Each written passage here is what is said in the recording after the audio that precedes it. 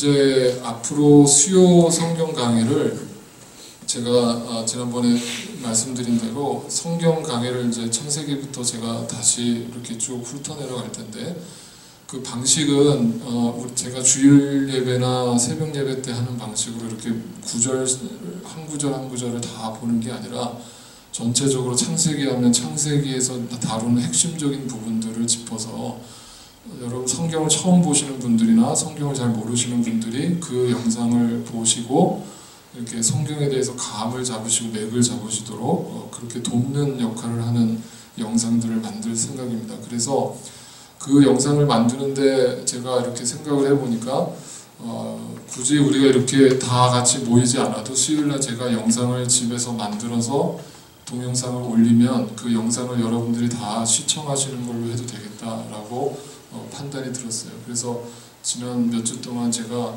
저희 집을 공사를 했습니다. 그래서 제 방에 스튜디오를 만들었어요. 그래서 스튜디오 만드는 비용이 6불 들었습니다.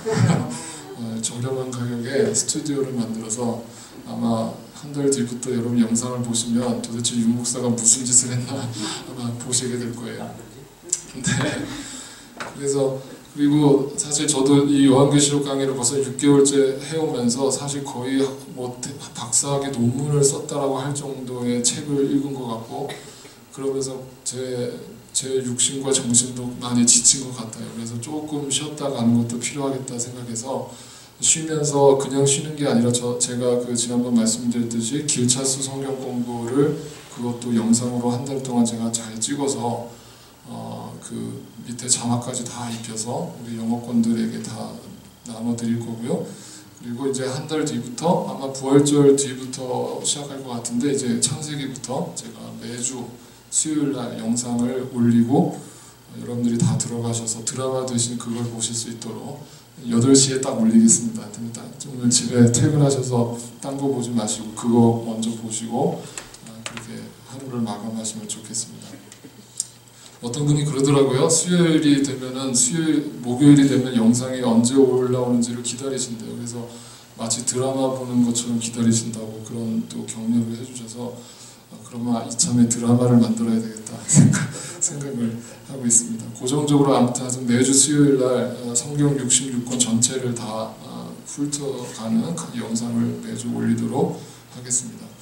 요한계시록 지난 시간에 19장의 말씀을 우리가 살펴봤는데, 19장을 한번 펴보시면 19장 19절 20절에서 이런 말씀이 있었죠. 우리가 그 마지막 그들의 심판을 이렇게 표현하는 걸 봤습니다.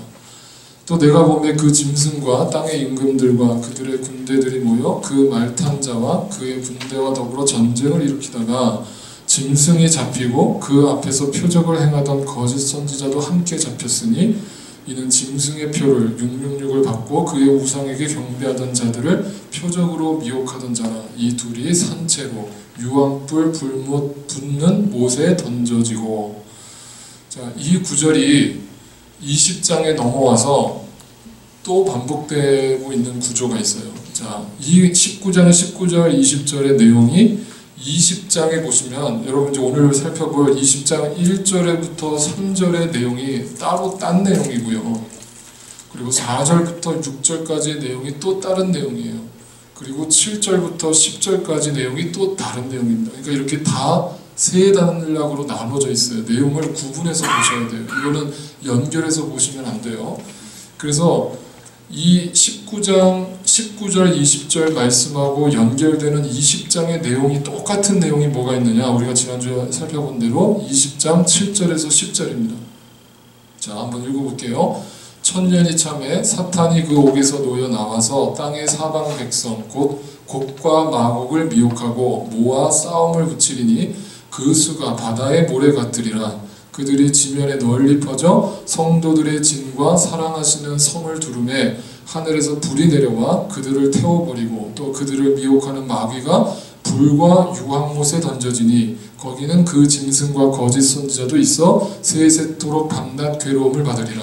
자, 이거를 세대주의 종말론자들은 시간순으로 구별을 한다고 했습니다만 19장의 내용이나 20장의 내용이 똑같은 얘기를 묘사하고 있는 거예요. 그렇게 여러분 연결을 하셔서 이해를 하시면 쉽습니다.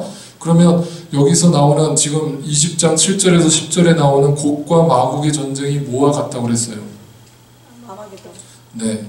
그래서 이런 세대주의 종말론자들이 해석하는 아마겟돈이 먼저 일어나고 7년 대환란이 끝나고 곡과 마곡의 전쟁이 또 일어나고 그러고 나서 주님이 재림하셔서 최후 심판이 또 있고 이렇게 3단계로 시간순으로 해석하는 게 아니라 아마겟돈이나 곡과 마곡의 전쟁이나 다 같은 얘기를 하고 있습니다. 이거는 뭘 얘기하고 있어요? 재림 때 있을 불신자들의 최후 심판을 얘기한다고 그랬어요. 왜? 뭘 근거로 삼았기 때문에 이 아마겟돈 전쟁도 그렇고 곡과 마곡의 전쟁도 그렇고 전부 다 에스겔 38장 39장의 내용을 그대로 담고 있기 때문에 그래요. 자, 그러니까 사도 요한이 제가 다시 한번 마지막으로 강조합니다만 자기가 환상 중에 뭔지도 모르는 걸 갖다가 막 받아 쓴 게 아니라 자기가 익히 잘 알고 있던 구약의 말씀을 그대로 가지고 와서 자기가 봤던 환상과 매치를 시켜서 그것을 그대로 반복적으로 요한계시록에 담고 있다는 것을 우리는 분명히 알아야 됩니다.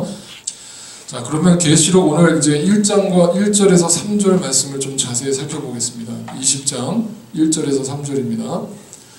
제가 여기 앞에 올려있는 번역 성경은 새 번역 성경이고 밑에 영어는 NLT 버전입니다. 그래서 여러분이 가지고 계신 성경 해석과 조금 다른 부분이 있음을 여러분 아시고 들으시기 바랍니다.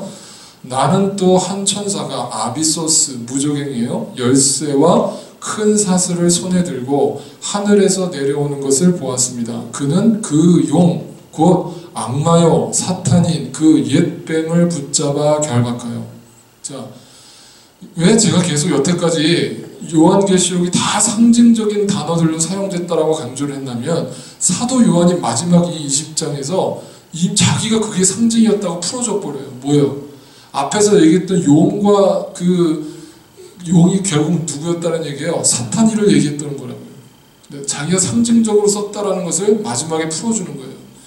그리고 그것을 결박했다. 또 무저갱이 던지고 닫은 다음에 그 위에 봉인을 하여 1000년 동안 가두어 두고 1000년이 끝날 때까지는 민족들을 미혹하지 못하게 하였습니다. 사탄은 그 뒤에 잠시 동안 풀려나오게 되어 있습니다. 자, 이 구절도 대표적으로 우리가 세대주의적으로 해석을 하면 문자 그대로 해석을 하는 거예요.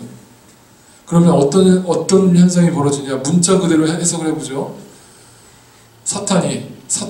천사가 먼저 하늘에서 쇠사슬과 무저갱의 열쇠를 가지고 내려왔어요. 그래서 악마를 잡았어요. 잡아가지고 무저갱에다가 감옥에다가 가둬놓고 잠궈버렸어요. 근데 잠글 때 그냥 가둬놓은 게 아니라 사탄을 큰 쇠사슬로 묶어버렸어요. 결박했어요. 또 거기다 뭐 했다고요? 봉인을 했대요. 그러니까 절대 못 움직이도록 사지를 절단했다는 거죠. 사지를 묶었다는 거죠. 그리고 나서 그거를 잠궈버렸어요. 그러니까 지금 3중으로 지금 결박했다. 네. 그래서 사탄이 지금 실제로 감옥에 이렇게 지금 쇠사슬 묶고 갇혀있다. 네. 이렇게 해석을 한단 말이죠. 그런 해석 많이 들으셨죠. 실제로 지금 저 지하에 저기 지하에 땅 밑에 사탄이 어딘가 무저갱이 있는데 거기에 지금 사탄이 이렇게 쇠사슬 묶고 있대요. 반지의 제왕을 너무 많이 본 것 같아요. 제가 볼 때는.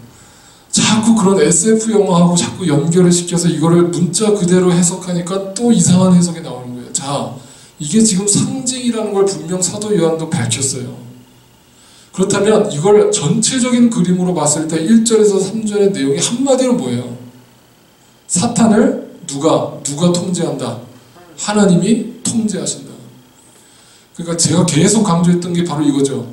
아마겟돈 전쟁이 선과 악의 싸움이 아니라 이 사탄이 마지막 시대에 하나님의 천사들과 대등하게 싸우다가 겨우겨우 지는 것이 아니라 천사가 이기는 것이 아니라 애시당초 이 사탄을 멸할 권세를 누가 쥐고 있는 거예요? 하나님이. 그러니까 사탄은 하나님한테 철저하게 피조물인 거죠. 우리 인간과 다를 바 없는 거죠. 그래서 여러분 욥기서를 보시면 욥이 의인으로서 살아가는 모습을 보고 누가 와서 하나님 앞에 고소를 해요? 상소를 걸어요. 사탄이. 그죠? 사탄이 하나님 제 욥이 지금 하나님이 너무 축복을 해주니까 저렇게 잘 믿는 거지 그 축복 한번 다 걷어가 보세요. 제가 진짜 믿는지 안 믿는지. 그렇게 하니까 하나님이 사탄한테 시키죠. 야 가서 네가 한번 네 멋대로 해봐라. 그런데 욥의 생명만은 건들지 말아라. 그러니까 그 욥의 내용만 봐도 뭐예요? 사탄이 하나님이 부리는 종이죠. 하나님의 허락이 없이는 자기 멋대로 사람의 생명을 취할 수 없는 존재죠. 아시겠어요? 그러니까 지금 천사가 사탄을 가뒀다라는 것은 이건 또 다른 말로 표현하면 뭔가 사탄에게 충격적인 일이 벌어졌다는 뜻이에요. 네. 무적행에 갇히는 이 글로 묘사한 것처럼 뭔가 사탄에게 결정타가 주어졌다는 거예요. 그게 뭘까요? 마태복음에 보면 예수님께서 귀신들을 많이 내쫓고 병자들을 일으키시는 기적들을 많이 행하셨잖아요. 그런 기적을 행하실 때 그 바리새인들이 와가지고 예수님한테 물었어요. 뭐라고 그러냐면 네가 도대체 누구의 권세로 이런 일을 하는 거냐? 네가 혹시 귀신의 힘을 입어서 그런 거 아니냐? 라고 얘기하니까 예수님이 이런 말씀을 하셨어요. 같이 한번 읽어볼까요? 시작. 사람이 먼저 힘센 사람을 묶어놓지 않고서 어떻게 그 사람의 집에 들어가서 세간을 털어갈 수 있느냐? 묶어놓은 뒤에야 그 집을 털어갈 수 있다. 그러면 지금 귀신을 내쫓으면서 그 귀신을 내쫓는 능력을 얘기하시면서 예수님이 이런 예를 들었단 말이에요. 그럼 이 예에서 지금 그 힘센 사람은 누구예요? 사탄이죠. 다시 얘기하면 그 사탄을 이미 예수님의 손에 있다 없다. 내가 이미 그 귀신을 통제할 수 있는 능력을 갖고 있다 안 갖고 있다? 갖고 있다. 다시 얘기하면 이건 더 정확하게 얘기하면 원어적으로 보면 과거형으로 쓰여져 있어요. 미래형이 아니고요. 현재 진행형이 아니고요. 이미 나는 그 인간을 결박했다는 거예요. 그 힘센 사람을. 네.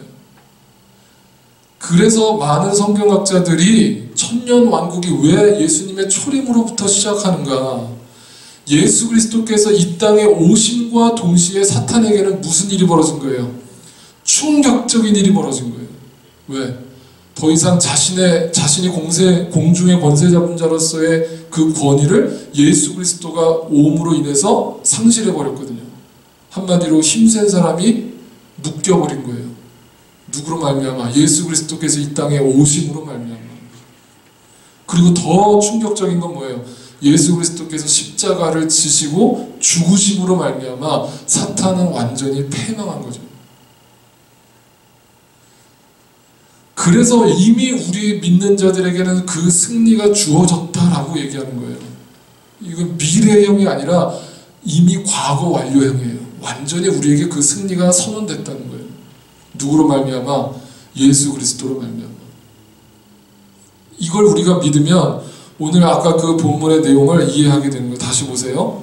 자, 그들을 봉인하고 무저강에 가뒀다라는 그 표현을 아까 예수님께서 이 땅에 오심으로 말미암아 그 힘센 자를 내가 결박했다라는 말과 그 의미를 알고 이 본문을 이해를 해보세요. 그럼 뭐예요? 한마디로 예수 그리스도께서 이 땅에 오심과 십자가에서 죽으심으로 사탄은 충격적인 일이 벌어졌고 그래서 완전히 결박당하는 말로 표현될 정도로 사탄에게는 아주 정말 모든 힘과 능력을 잃어버린 상태가 돼버린 거예요. 그죠? 그러면 오늘날 이 시대에 왜 사탄의 역사는 그대로 남아있습니까? 그렇게 완전히 결박됐는데. 네? 그래서 우리가 이걸 구분하셔야 돼요. 사탄과 귀신들은 다른 거예요. 네. 사탄은 곧 마귀예요. 여기서 표현한 대로 악마요 사탄과 마귀는 같은 말이에요. 근데 귀신들이라고 성경에 또 나오는 표현들은 다른 표현들이에요. 그건 뭐라고 표현했냐면 사탄의 군대를 얘기해요. 네, 다시 얘기하면 사탄의 잔당들이라고 우리는 얘기를 하죠. 그러므로 이미 사탄의 그러니까 악의 무리의 총수인 리더격인 악마는 이미 하나님의 통제에 들어갔지만 그 잔당들이 이 땅에 믿지 않는 자들을 현혹하고 유혹하는 일을 아직까지도 주님 오시는 그날까지 하는 것이죠. 아시겠어요? 그래서 계속 우리가 요한계시록을 살펴봤지만 그들이 적그리스도의 영이 미래에 있다, 현재에 있다. 현재 이미 있다. 이미 우리와 함께 살고 있다.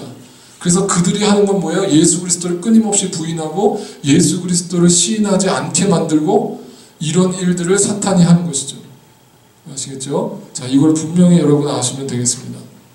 자, 그리고 이제 사탄은 그 뒤에 잠시 동안 풀려나게 되리라 이 말을 또 오해하셔서 그러면 천년왕국이 그 시간순으로 해석을 해서 이것을 이제 곡과 마곡의 전쟁 때 사탄이 풀려나가지고 곡과 마곡의 전쟁을 일으켜서 세상을 종말시킨다라고 해석을 하는데 그것도 아니에요. 이따가 제가 또 설명드릴게요. 이 잠시 동안 풀려난다는 말의 의미가 뭔가. 자, 그러면 이제 그 다음 구절을 또 넘어가 볼게요. 이제 20장 4절부터 한번 보겠습니다. 여기서부터 이제 여러분 잘 들으셔야 돼요. 정말 중요한 얘기가 나옵니다. 내가 또 보좌를 보니, 자 이제 또 다른 얘기가 나오죠. 보좌를 봤어요. 그 위에 사람들이 앉아 있대요. 이 사람들은 누굴까요? 누굴까요? 계시록 4장에 나왔어요. 4장 4절에 한번 읽어보세요. 같이 시작. 또 그 보좌 둘레에는 보좌 24개가 있었는데 그 보좌에는 장로 24명이 흰 옷을 입고 머리에는 금멸관을 쓰고 앉아 있었다. 이 24명의 24 장로들이 누구라고 얘기했어요? 교회라고 했죠. 교회를 상징하는 거라고요.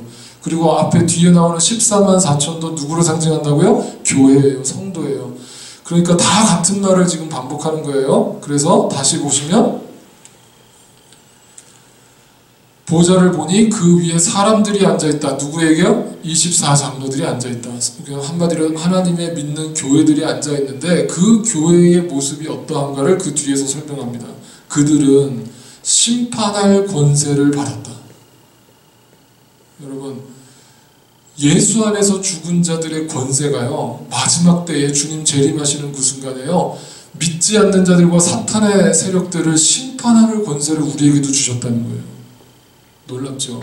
다시 얘기하면 주님의 보좌 옆에 우리도 함께 그 보좌에 앉아서 불신자들과 예수를 믿지 않던 모든 적그리스도의 영들을 심판할 권세가 우리에게 주어졌다는 거예요. 그만큼 하나님의 우리에 대한 상급은 놀랍다라는 것을 이 한 구절을 통해서도 우리가 증명되는 거죠. 자, 그들은 누군가? 또 나는 예수의 증언과 하나님의 말씀 때문에 목이 베인 사람들의 영혼을 보았다. 한마디로 누구죠?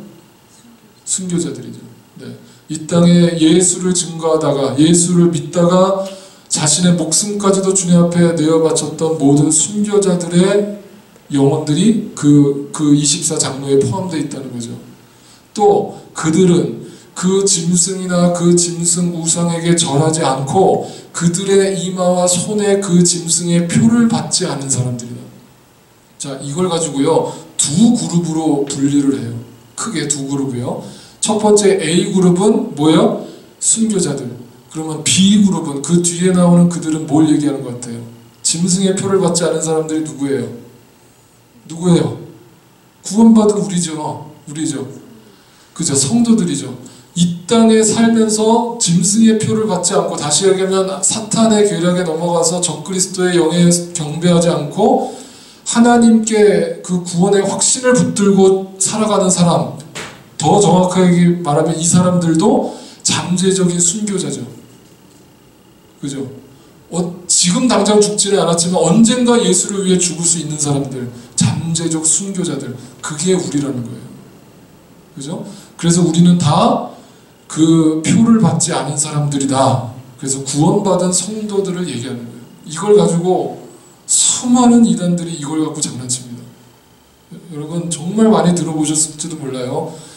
제가 아는 여기 있는 모 교회에서도 그 목사님이 이 부분을 강의하는 걸 제가 직접 들었는데 뭐라고 가르치냐면 이 그룹 안에 들어가지 못하면 구원도 다 잃어버린다라고 가르치더라고요.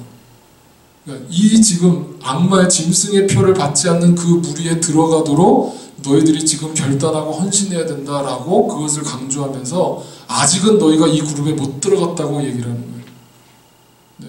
그래서 이 그룹에 들어가도록 노력하라는 거예요. 네. 성경 어디에 그런 얘기가 있습니까?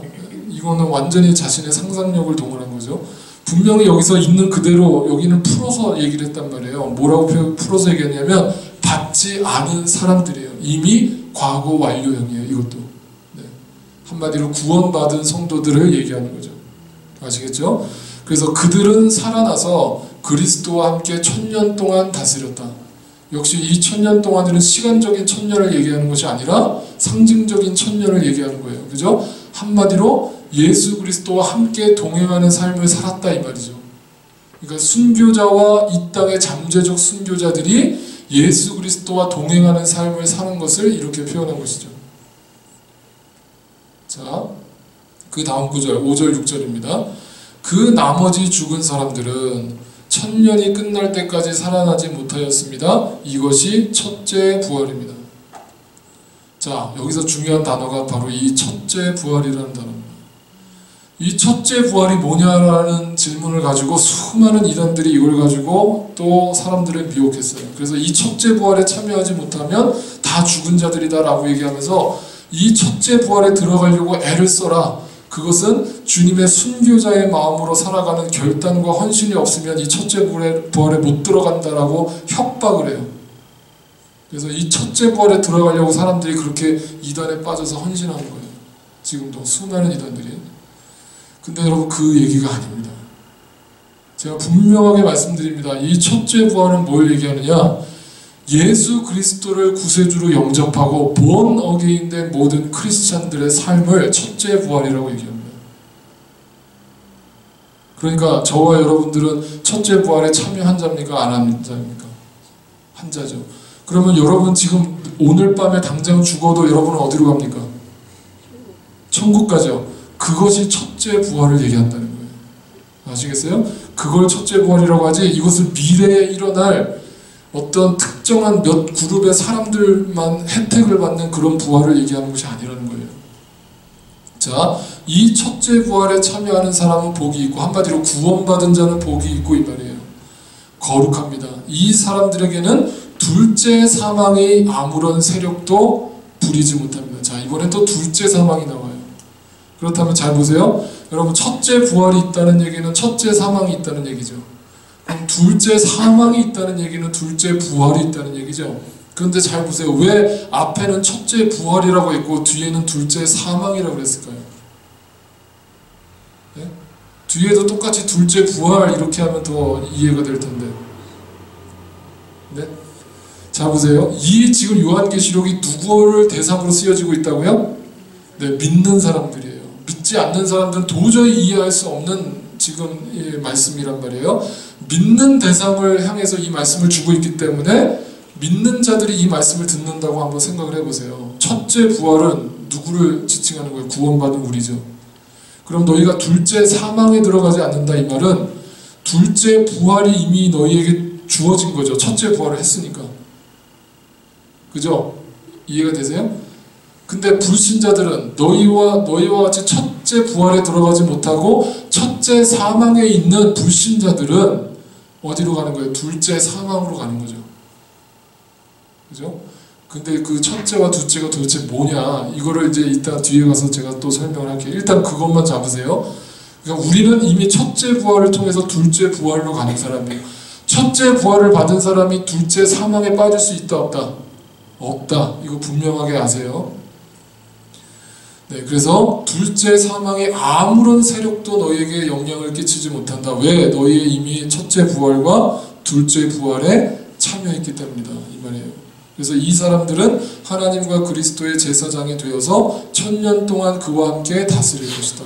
역시 이것도 숫자적 1000년이 아니라 상징적으로 예수 그리스도와 동행하면서 이 땅의 삶을 살아가는 모든 사람들을 향해서 우리가 예수 믿으면 주님 앞에 그리스도의 거룩한 제사장으로서의 신분을 얻죠. 그죠? 그래서 또 주님의 자녀로서의 신분을 얻고요. 이런 신분상의 변화들을 예수님과 함께 이 땅에 살면서 동행하면서 그것을 누린다는 뜻이에요. 자, 이것은요. 요한복음 5장에 가면 예수님께서 이런 말씀을 하셨어요. 내가 진정으로 너에게 말한다. 죽은 사람들이 하나님의 아들의 음성을 들을 때가 오는데 지금이 바로 그때다. 죽은 사람들은 누구 얘기할 거예요? 불신자들이에요. 그래서 여러분 우리는 불신자들을 향해서 죽을 사람이 아니라 이미 죽은 사람이라고 보는 거죠. 왜? 영적으로 그들은 죽어 있는 자예요. 죽을 사람이 아니라. 그래서 여러분 혹시라도 기도하실 때 뭐 죽어가는 저들을 위해서 이렇게 기도하는 건 틀린 말이죠. 저 죽어가는 영혼들을 불쌍히 여기시고가 아니라 저 이미 죽은 저 영혼들을 불쌍히 여기시고, 이렇게 기도하는 것이 맞는 거죠. 그러니까 죽은 불신자들이 하나님 아들의 음성을 들을 때가 오는데 지금이 바로 그때다. 뭐예요? 그때인데, 그리고 그 음성을 듣는 사람들은 살 것이다. 이 산다라는 표현이 역시 아나스타시스, 부활을 얘기하는 거예요. 그러니까 이미 첫째 부활은 예수님 당시 때부터 이미 선포됐다는 거죠. 예수님의 말씀을 듣고 믿는 자는 그 순간 첫째 부활을 경험하는 것이고, 그것을 믿지 않는 자는 첫째 사망에 들어가는 것이죠. 이미 죽은 자들이죠. 아시겠죠? 자, 이제 계시록 20장 12절에 보면 또 이런 말씀이 나옵니다. 나는 또 죽은 사람들이 큰 자나 작은 자나 할 것 없이 다 그 보좌 앞에 서 있는 것을 보았습니다. 이 큰 자나 작은 자를 잘 이해하셔야 되는데, 여기서 큰 자는 믿는 자들을 얘기하고요, 작은 자는 믿지 않는 자들을 표현한 거예요. 상징적인 표현입니다. 다 그 보좌 앞에 서 있는 것을 보았습니다. 믿는 자나 믿지 않는 자들이 다 그 보좌 앞에 서서 무슨 심판을 당하느냐, 이게 지금 최후 심판을 얘기하는 장면인데, 그리고 책들을 펴놨습니다. 잘 들으세요. 책이 아니라 책들이에요. 복수예요. 그리고 또 다른 책 몇 개요? 하나를 펴놓았는데, 그것은 무슨 책이다? 생명책이다. 그래서 죽은 사람들은 그 책들에 기록되어 있는 대로 자기들의 행위대로 심판을 받았습니다. 최후의 심판이 일어날 때 우리가 믿는 사람이나 믿지 않는 사람이나 다 주님의 심판대 앞에 씁니다. 여러분, 그거는 분명한 사실이에요. 우리가 이미 천국에 올라갔다 할지라도 주님이 재림하시는 그 순간에 모든 영혼들이 예외 없이 주님의 심판대 앞에 서는 거예요. 근데 그때 두 책이 펴진다는 거죠. 한쪽은 생명책, 한쪽은 책들이라고 되어 있는 수많은 범죄자들의 기록이 담겨있는, 바로 저주의 책입니다. 사망의 책이죠. 이 책들에 뭐가 기록되어 있어요? 그들의 행위가 다 기록되어 있다는 거예요. 그들의 행위라는 것은 곧 예수를 부인하고 예수를 시인하지 않고 살았던 이 땅에서의 허랑방탕한 모든 삶이 그 책들에 기록되어 있다는 거죠. 그래서 그 책들을 가지고 하나님께서 심판을 하시는데, 그 내용이 뭔가 13절부터 보면 이런 말씀이 있습니다. 바다가 그 속에 있는 죽은 사람들을 내놓고 사망과 지옥도 그 속에 있는 죽은 사람들을 내놓았습니다. 자, 이건 또 무슨 말인가? 이미 이 땅에서 주님이 재림하시기 전이에요. 재림하시기 전에 이 땅에서 예수를 믿지 않고 죽은 사람들은 어디로 갑니까? 네? 어디로 가요? 지옥으로 가죠. 근데 그 지옥이라는 표현이요, 요한계시록에서는 무슨 단어로 표현되냐면 바다, 사망, 지옥, 음부, 이런 단어들로 표현된 거예요. 다 같은 뜻이에요. 다 지옥이라는 단어로, 한 단어로 우리가 편하게 그냥 지옥이라고 한 단어로 쓴 것뿐이에요. 그러나 요한계시록에서는 바다, 사망, 음부, 다 지옥을 얘기하는 단어들이에요. 아시겠어요? 그래서 그러면 이미 지옥에 들어가 있는 영혼들을 어떻게 한다? 내어놓는다. 내어놓는다. 다시 얘기하면 뱉어놓는다 이 말이에요. 그러면 그들이 어디로 뱉어지는 거예요? 주님이 재림하시는 그 순간에 심판대 앞에 다시 불림을 받는다는 거죠. 아시겠어요? 그러니까 아까 1절 3절에서 뭐라고 얘기했어요? 1000년 동안 사탄이 잠깐 놓이려는 말의 의미는 그들이 풀려나갖고 막 활개치고 이 세상을 돌아다닌다는 뜻이 아니라 심판대 앞에 서기 위해서 잠깐 풀려난다는 거예요. 사탄도 하나님의 심판대 앞에 서게 된다는 거죠. 아시겠어요? 자, 그리고 그들은 각각 자기의 행위대로 또 나오죠. 이건 정말 하나님의 불변의 진리예요. 행위대로, 너희들이 한 대로, 심은 대로, 그대로 심판을 받는다. 그리고 사망과 지옥이 불바다에 던져졌습니다. 잘 보세요. 사망과 지옥이 불바다에 던져졌대요. 그것은 이미 존재하고 있던 지옥이라는 존재 자체가 완전히 영원한 불못에다 던져져 버렸다. 그러니까 더 이상 뭐 왔다 갔다 하는 것도 없고 풀어주는 것도 없고 잠그는 것도 없고 완전히 소멸시켜 버렸다 이거예요. 네. 최후 심판을 얘기하는 겁니다. 그래서 불바다에다가 던져버렸다. 그 사망과 지옥을. 그리고 그 불바다가 뭐라고요? 둘째 사망이다. 그러니까 이미 첫째 사망은 지옥에 떨어진 거죠. 그죠? 이 땅에서 불신자로 살다가 죽으면 이미 첫째 사망을 경험했어요. 그런데 잠깐 풀려나가지고 주님의 심판대 앞에 서갖고 행위대로 심판을 받아갖고 영원히 불못에 떨어지는 것. 그걸 뭐라고 그래요? 둘째 사망이다. 2번 죽이는 거죠. 하나님 참 잔인하시죠? 2번 죽입니다. 자, 근데 여기서 중요한 단어가 바로 이 단어입니다. 자기의 행위대로예요. 이것을 가지고 많은 목회자들이 또 신학자들이 이걸 가지고 여러 가지 견해들을 내놓는 구절이기도 해요. 이 구절이 왜 그런 견해들이 나오는가? 먼저 양쪽의 견해를 먼저 제가 설명드릴게요. 제 견해를 말씀드리기 전에. 자기들의 행위대로 심판을 받는다 그러니까 이거를 불신자들에게만 해당되는 단어가 아니라 믿는 자들에게도 해당되는 단어다라고 해석하는 부류들이 있어요. 그래가지고 우리가 이미 죽은 구원받고 첫째 부활을 경험하고 천국에 갔지만 우리도 다 심판대 앞에 다시 서게 되죠. 주님 재림하시는 날에. 그때 심판대 앞에 섰을 때 믿는 우리도 이 땅에서 예수를 믿었지만 우리가 이 땅에서 예수를 그냥 구원의 확신만 겨우 받아갖고 천국 간 사람이 있을 테고, 그죠? 그러면서 온갖 그냥 나쁜 짓은 똑같이 하면서 살다가 그런 사람들도 있겠죠. 그죠? 뭐 그런 사람이 구원받았다라고 해야 될지는 저도 잘 모르겠습니다만 어쨌든 구원받았다라고 확신은 갖고 있는데 죄를 여전히 짓고 살았던 사람들이 있겠죠. 그런 사람들도 천국에 올라가긴 했지만 부끄러운 구원. 그래가지고 주님께서 그들에게 행한 대로 또 심판하신다. 이런 것들을 몇 가지 구절들을 예를 들어서 이분들이 주장을 해요. 그래서 믿는 자들도 최후 심판에서는 예외가 아니다라고 해석을 하는. 그렇다고 지옥에 떨어지는 건 아니지만 거기에 상급이 다 다르다는 거예요. 그래서 천국에 올라갈 때 여러분 그런 얘기 들어보셨죠? 뭐 어떤 사람들은 천국에 올라가긴 올라갔는데 개털 모자를 쓰고 저기 천국문에 걸터 앉아서 구걸을 하고 있다. 그런 얘기 들어보셨어요? 네. 그리고 어떤 사람은 주님의 보좌 옆에 앉아갖고 왕관을 쓰고 온갖 호사를 누리면서 주님과 함께 막 그 잔치를 벌이고 있고, 그렇게 주장하는 목사님들 많았어요. 지금도 그런 목사님들 많고요. 자, 그런 견해가 있고 또 하나의 견해는 아니다. 말 그대로 이 요한계시록 20장 13절 15절의 말씀은 믿지 않는 자들의 행위대로 심판을 받는다는 것을 얘기하는 것이고, 그들이 주장하는 고린도전서에 나오는 3장과 5장에 나오는 이 땅에 믿는 자들이 얻을 보상, 그 상급은 레벨이 있고 수준 차이가 있는 그런 상급이 아니라 모든 믿는 자들은 평등하게 동등하게 상급을 주신다. 왜? 예수님께서 비유로 말씀하실 때 무슨 비유로 말씀하셨냐면 포도원의 비유를 말씀하셨죠. 그죠? 기억나세요? 포도원의 비유에서 그 시간 순으로 다 제일 늦게 온 사람, 제일 지각했던 사람이 똑같은 상급을 받았죠. 왜 예수님이 그 비유를 말씀하셨죠?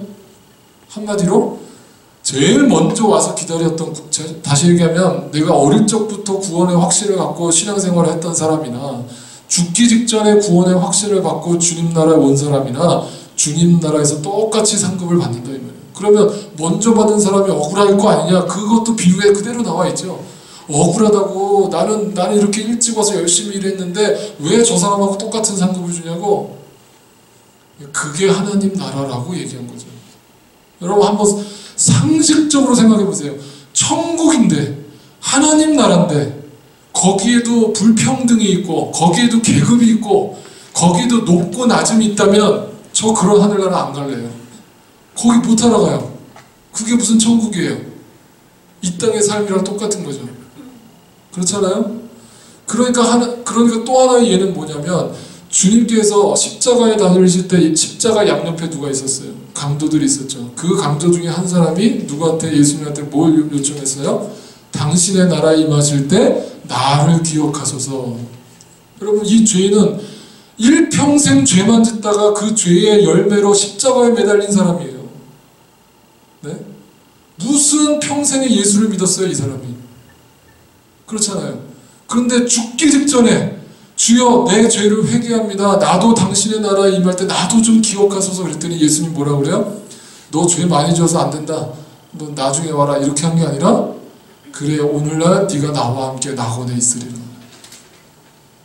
하나님의 은혜라는 이 grace라는 단어를요 우리 인간의 머리로 제한시키지 말라는 거예요.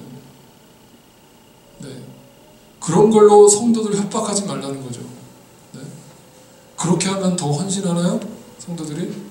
그런데 여기서 또 잔머리 잘 돌아가는 사람들은 그러면 내가 평생 그냥 놀다가 죄 짓고 살다가 죽기 직전에 주여 믿습니다. 할렐루야 저 천국 갑니다. 이렇게 할 사람들이 있을까요? 네. 유나디 집사님 지금 그렇게 하려고 생각하고 계셨어요. 네. 그런 뜻이 절대 아닙니다. 그죠? 그거는 주님이 아시겠죠. 그죠? 어떤 마음으로 그렇게 됐는지는. 중요한 거는 우리 인간의 머리로 그것을 상상하고 제한시켜서는 안 된다. 이 행위대로란 말은 철저하게 불신자들을 향한 심판을 얘기하는 것이고 믿는 자들의 상급은 동일하고 평등하게 주어진다. 그 상급이 뭐예요? 바로 예수 그리스도와 함께 살아가는 것이죠. 그것이 천국이죠. 그래서 제가 또 한 번 강조하지만 천국은 죽어서만 가는 나라가 아니라 이 땅에서 우리가 성령의 다스림을 받아서 주님과 동행하는 삶을 살면 그곳이 어디다? 이미 천국이 이루어진다. 내 삶 속에서. 그래서 그 어디나 하늘나라. 그죠? 주 예수와 동행하니 그 어디나 하늘나라. 이 고백으로 살아가는 게 천국이에요. 그러니까 천국은 뭐냐? 주님과 동행하는 삶을 살아가는 거예요. 그게 천국이에요. 그래서 우리는 주님 나라 이 땅에서도 그 천국을 맛볼 수 있고 그리고 주님 죽어서 가는 그 천국에서도 주님과 영원히 동행하면서 살게 된다는 거죠. 자 요한복음에 보면 이런 말씀이 있어요. 이 말에 놀라지 말아라. 무덤 속에 있는 사람들이 다 그의 음성을 들을 때가 온다. 선한 일을 한 사람들은 부활하여 생명을 얻고 악한 일을 한 사람들은 부활하여 심판을 받는다. 자, 여기서 잘 보세요. 예수님이 이 땅에 오셔서 무덤 속에 있는 사람들이 그 음성을 들을 때가 온다. 이것은 미래형이에요. 이 무덤 속에 있는 사람들은 누구 얘기하는 거예요? 불신자나 신자나 다 마찬가지예요. 그죠? 우리가 죽으면 무덤 속에 들어가잖아요. 그러니까 그들이 주님의 음성을 들을 때, 주님이 재림하실 때를 얘기하는 거죠. 주님이 재림하실 때 선한 일을 한 사람, 이거를 또 착각하지 마세요. 이거는 착한 일을 한 사람들이 아니라 믿는 자들이에요. 믿는 자들은 부활하여 생명을 얻고, 이것은 뭐예요? 이게 둘째 부활이죠. 그죠? 그리고 악한 일을 한 사람, 불신자들은 부활하여 심판을 받는다. 부활해서 심판을 받는다. 그러니까 둘째 사망이죠. 그죠? 이거는 예수님이 이미 말씀하신 부분을 요한계시록에서 그대로 다루고 있어요. 자, 그래서 여러분이 더 쉽게 이해하실 수 있도록 제가 그림으로 그려드릴게요. 이거를 저도 이렇게 그리고 나니까 정리가 되더라고요. 첫째 부활과 사망이 있습니다. 첫째 부활을 경험한 사람은 어디로 가요? 네, 생명책에 기록된 자들은 이고, 첫째 사망에 들어가는 사람들은 그 생명책에 기록되지 않은 자들이죠. 그들은 어디로 가느냐? 천국과 지옥으로 갑니다. 그래서 여기서 지옥이라 하면 바다, 사망, 음부를 다 똑같은 단어로 쓰고 있는 거예요. 그것이 지옥이에요. 그러면 첫째 부활과 사망을 경험한 우리는 이 시대가 지금 무슨 시대다? 이 시대가 이미 무슨 시대다? 밀레니엄, 천년왕국이다. 그래서 우리는 이미 예수님과 함께 천년왕국을 살고 있다. 그리고 천년왕국이 끝날 때 주님께서 재림하신다. 재림하실 때 최후의 심판을 하시는데 천국에 올라가 있는 자들이나 지옥에 떨어져 있는 자들이나 임시부활을 경험한다. 임시부활. 그래서 제가 점선으로 이렇게 표현을 했습니다. 점선으로. 그래서 잠깐 풀려나서 밑에 지옥에 떨어진 사탄과 그의 추종자들은 잠깐 풀려나서 주님의 심판대 앞에 올라오고 천국에 있는 우리 백성들도 잠깐 밑으로 내려온다. 이것을 생명의 부활과 심판의 부활이라고 아까 요한복음에서 예수님이 말씀하신 거죠. 그런데 이 심판을 통해서 예수 믿는 자들은 어디로 간다? 네, 다시 올라가는데 그것이 바로 다른 말로 요한계시록 오늘 21장 22장에서 새하늘과 새 땅으로 기록됐고 오늘 21장에서 그것은 불못이라고 표현되고 있어요. 그러면 결과적으로는 어떻게 되는 거예요? 믿는 자는 천국에서 바로 그대로 어디로 간다? 직행하는 거나 다름없죠. 새하늘과 새 땅으로. 그리고 믿지 않는 자들은 심판에 올라갔다가 거기서 혹시 예수님이 내가 네 죄 기록을 잘못 기록했나 보다 해가지고 다시 천국으로 갈 수 있다 없다? 없다. 그러니까 임시로 심판받는 것뿐이고 다시 영원한 불못으로 떨어져 버린다. 네, 아시겠죠? 이것이 바로 둘째 부활과 둘째 사망이다. 클리어하십니까? 네, 분명하게 정리하세요. 이거 또 나중에 가서 헷갈리지 마세요. 이거 가지고 수많은 이단들이 장난칩니다. 정말 많이 장난쳐요. 여러분 이거 분명 헷갈리지 마세요. 자, 그러면 이제 궁금한 게 있습니다. 아니 천국은 뭐고 새하늘과 새 땅은 또 뭡니까? 네, 조금 달라요. 개념이. 요한계시록에서는 그걸 좀 다르게 표현하는데, 자 이제 21장에 넘어가면 바로 그 마지막 새하늘과 새 땅을 이렇게 다루고 있습니다. 21장 1절부터 4절까지를 제가 읽겠습니다. 나는 새하늘과 새 땅을 보았습니다. 이전의 하늘과 이전의 땅이 사라지고 바다도 없어졌습니다. 자, 이것도 문자 그대로 해석하는 세대주의자들이 이걸 갖다 이렇게 해석하더라고요. 여러분, 주님께서 오시는 그날 새하늘과 새 땅이 이루어지면요, 이 땅에 그 땅이 없어지고 하늘도 없어지고 바다도 없어집니다. 그러니까 바다 좋아하시는 분들은 지금 많이 보세요. 그때 가면 바다 못 봅니다. 이렇게 해석하시더라고요. 제가 어이상실, 진짜 황당무지로소이다. 진짜 말도 안 되는 상상력이죠. 아까 뭐라고 했어요? 바다는 지옥이에요. 네. 이건 이제 성경적인 이런 배경 없이 그냥 막 갖다 해석을 해버리니까 그냥 문자 그대로 해석하는 거예요. 그 바다가 진짜 바다다. 아닙니다. 다시 얘기하면 새하늘과 새 땅이 이루어지면 뭐가 없다는 거예요? 지옥이 없다는 거예요. 지옥이 없다라는 말은 거기에는 불신자들이 있다는 거예요? 없다는 거예요? 없다는 거예요. 사탄이 있다는 거예요? 없다는 거예요? 없다는 거예요. 더 이상 우리는 죄에 시달릴 필요도 없고 사탄에게 시달릴 필요도 없고 눈물과 아픔이 없고 완벽하게 주님의 창조의 모습으로 재탄생하는 것, 그게 새하늘과 새 땅이에요. 다시 얘기하면 에덴 동산의 회복입니다. 네. 죄가 없었던 곳, 하나님과 인간이 마음껏 뛰놀았던 곳, 바로 그 새하늘과 새 땅이 다시 우리에게 찾아올 거라는 거예요. 그래서 나는 또 거룩한 도성 새 예루살렘이 내려온다. 자, 새 예루살렘은 뭐예요? 역시 교회를 얘기합니다. 근데 그 교회는 핍박받은 교회가 아니라 이미 최후 심판을 통과한, 네, 완전히 구원의 완성을 이룬 말 그대로 새 예루살렘이죠. 네, 완전히 깨끗하게 새롭게 창조된 새 예루살렘입니다. 그 새 예루살렘을 그 뒤에서 뭐라고 해석을 했어요? 남편을 위하여 단장한 신부와 같이 차리고. 남편이 누구예요? 예수님이죠. 신부는 누구예요? 우리죠. 우리 모든 믿는 자들이죠. 그래서 우리같이 그렇게 차리고 새 예루살렘을 되었다. 그래서 하나님께로부터 하늘에서 내려오는 것을 보았다. 그때 나는 보좌에서 큰 음성이 울려나는 것을 들었습니다. 보아라, 하나님의 집이 사람들 가운데 있다. 하나님이 그들과 함께 계실 것이요. 자, 그죠? 천국이 뭐다? 주님이 우리와 함께 계시는 거다. 하나님의 집이 뭐죠? 구약 성경의 히브리서로 보면 베델이죠, 베델. 하나님의 집이 이곳에 내려오셔서 이 땅을 인간과 다시 함께 새로 지어내시는 것, 그것이 새하늘과 새 땅인데, 그들은 하나님의 백성이 될 것이다. 영원한 백성이 될 것이다, 이 말이죠. 하나님이 친히 그들과 함께 계시고, 또 나오죠. 함께 계시고 그들의 눈에서 모든 눈물을 닦아주실 것이니 다시는 뭐가 없다? 죽음이 없고 슬픔도 울부짖음도 고통도 없을 것이다.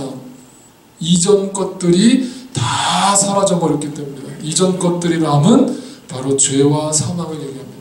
모든 사탄의 세력들이 완전히 없어진 상태. 이 말씀은 이렇게 상상하시면 돼요. 이것도 이거를 이제 해석하는 사람이 이것은 영적으로 그냥 새 하늘과 새 땅, 천국을 표현한 것이지 어떤 이 땅을 어떤 재창조를 얘기하는 것이 아니다라고 해석하는데 이것은 양쪽에 다 견해가 옳아요. 영적으로도 새 하늘과 새 땅이라 해석하는 것이 맞고요. 실질적으로 이 지구상을, 이 온 우주를 에덴 동산처럼 다시 재창조하시는, 말 그대로 재창조예요. 새롭게 만드시는 그런 세상이 다시 도래할 거다. 네. 그렇게 보는 것이 다 맞습니다. 양쪽 다. 그래서 영적인 해석과 실제로 눈에 보이는 새하늘과 새 땅이 우리에게 벌어지는 것과 다 맞는 해석이에요. 그래서 어찌됐건 완전히 새로워진다는 거에 포커스가 있는 거예요. 그죠? 그렇다면 이제 중요한 것 또 한 가지. 그럼 이 새하늘과 새 땅이라는 개념은 또 사도 요한이 혼자 지어낸 얘기일까요? 혼자 예언을 통해서 계시를 받아가지고 자기가 혼자 또 만들어낸 단어일까요? 아닙니다. 아니에요. 이 중요한 단어도 역시 구약 성경에 그대로 나와 있어요. 어디에 나와 있는가? 이사야에 보면 나와 있습니다. 이사야 65장 17절 25절을 읽겠습니다. 보아라, 내가 새하늘과 새 땅을 창조할 것이니 이전 것들은 기억되거나 마음에 떠오르거나 하지 않을 것이다. 이리와 어린 양이 함께 풀을 먹으며 사자가 소처럼 여물을 먹으며 뱀이 흙을 먹이로 삼을 것이다. 나의 거룩한 산에서는 서로 해치거나 상하거나 하는 일이 전혀 없을 것이다. 그것이 뭐다? 새하늘과 새 땅이다.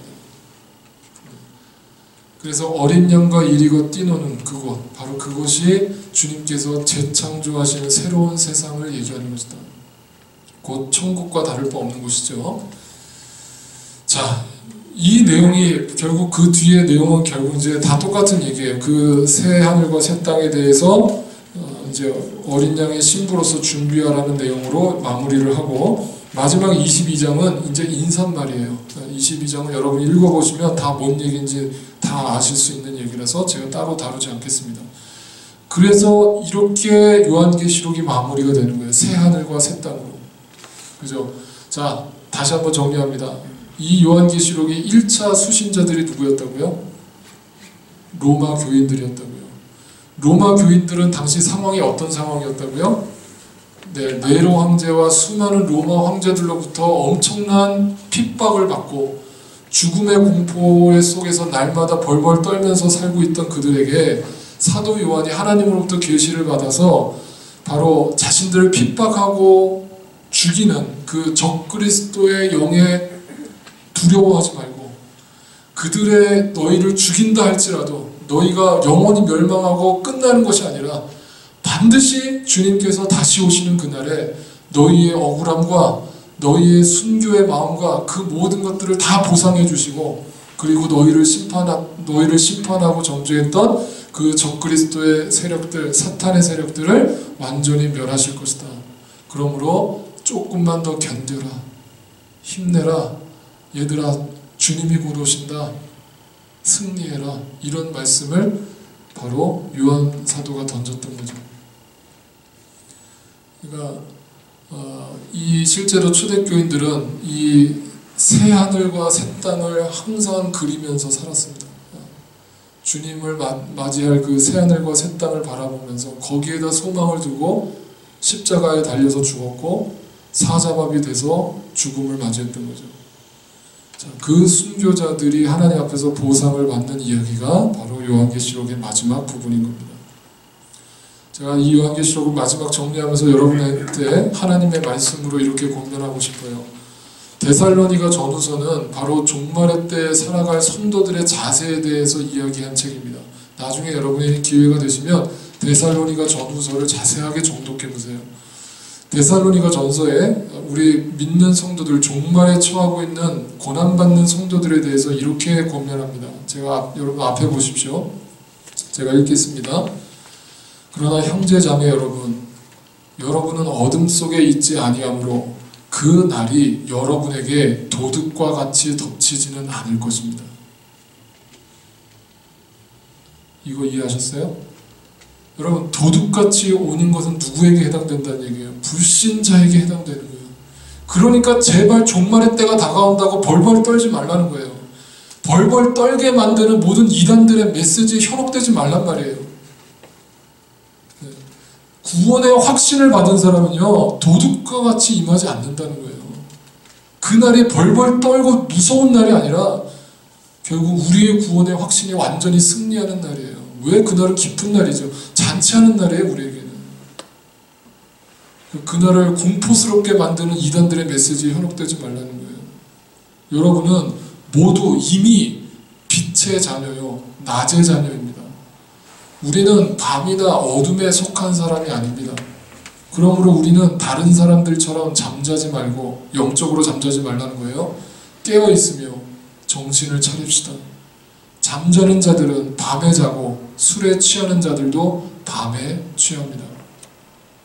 그러나 우리는 낮에 속한 사람이므로 정신을 차리고 믿음과 사랑을 가슴막이 갑옷으로 입고 구원의 소망을 투구로 씁시다. 하나님께서는 우리를 진노하심에 이르도록 정하여 놓은 것이 아니라 우리 주 예수 그리스도로 말미암아 구원을 얻도록 정하여 놓으셨습니다. 그리스도께서 우리를 위하여 죽으신 것은 우리가 깨어있든지 자고 있든지 그리스도와 함께 살게 하시려는 것입니다. 그러므로 여러분은 지금도 그렇게 하는 것과 같이 서로 격려하고 서로 덕을 세우십시오. 형제자매 여러분, 여러분에게 권고합니다. 무질서하게 사는 사람을 훈계하고 마음이 약한 사람을 격려하고 힘이 없는 사람을 도와주고 모든 사람에게 오래 참으십시오. 아무도 악으로 악을 갚지 말고 도리어 서로에게 모든 사람에게 항상 좋은 일을 하려고 애쓰십시오. 그러므로 항상 기뻐하십시오. 끊임없이 기도하십시오. 모든 일에 감사하십시오. 이것이 그리스도 예수 안에서 여러분에게 바라시는 하나님의 뜻입니다. 성령을 소멸하지 마십시오. 예언을 멸시하지 마십시오. 모든 것을 분간하고 좋은 것을 굳게 잡으십시오. 갖가지 모양의 악을 멀리 하십시오. 평화의 하나님께서 친히 여러분을 완전히 거룩하게 해주시고 우리 주 예수 그리스도께서 오실 때에 여러분의 영과 혼과 몸을 흠이 없이 완전하게 지켜주시기를 빕니다. 이것이 종말의 시대를 살고 있던 성도들에게, 당시에 엄청난 고난과 핍박을 당하던 성도들에게 주는 하나님의 위로의 메시지였습니다. 또 우리가 해야 할 사명의 메시지였습니다. 여러분, 이 종말의 시대 서로를 정죄하고 비난하는 것이 아니라 서로를 더 위해주고 격려하고 위로하고 그들을 그리스도 안에서 세워주고 그들이 그리스도의 장성한 분량으로 세워져 갈 수 있도록 그들을 붙들어주는 일, 그것이 바로 우리 믿는 자들이 이 마지막 시대에 해야 할 사명이라는 거죠. 여러분, 그래서 요한계시록 마지막 구절을 우리가 한번 같이 읽겠습니다. 이 구절을 담대하게 외칠 수 있다면 당신은 구원받은 성도입니다. 같이 읽습니다. 시작. 이 모든 계시를 증언하시는 분이 이렇게 말씀하셨습니다. 그렇다, 내가 곧 가겠다. 아멘. 주 예수여 어서 오소서. 아멘. 수고하셨습니다. 같이 기도하겠습니다. 하나님, 지난 6개월 동안 요한계시록을 배울 수 있는 시간 주심을 감사합니다. 부족한 종을 통하여 깨닫게 하신 진리가 온전히 소화되고 믿어지게 하여 주셔서 이 종말의 시대 속에 악한 거짓 사도들과 이단들의 여러 가지 유혹에 넘어가지 말고 하나님의 말씀을 분명하게 분별하여서 우리 심령에 허락하신 그 구원의 확신을 끝까지 붙들고 온전히 승리케 하여 주시옵소서. 주님, 이 땅에서 우리는 적그리스도의 영과 날마다 싸우며 살아갑니다. 그러므로 우리에게 필요한 것은 성령의 전신갑주를 취하고 그것을 통해서 날마다 그들과 싸워 승리하는 것입니다. 가정에서, 직장에서, 학교에서 오늘도 십자가와 그리스도의 다시 오심을 증거하며 살아가는 이 마지막 시대에 진정한 주님의 제자들이 다 되게 하여 주시옵소서. 수고한 우리 모든 성도님들과 또 영상을 통해서 말씀을 접한 모든 성도님들을 주님께서 축복하여 주시고 저들의 심령에 예수 그리스도를 믿는 구원의 확신을 다시 한번 각인시켜 주시기를 소망하옵고 살아계신 우리 구주 예수 그리스도의 존귀하신 이름으로 간절히 기도하옵나이다. 아멘.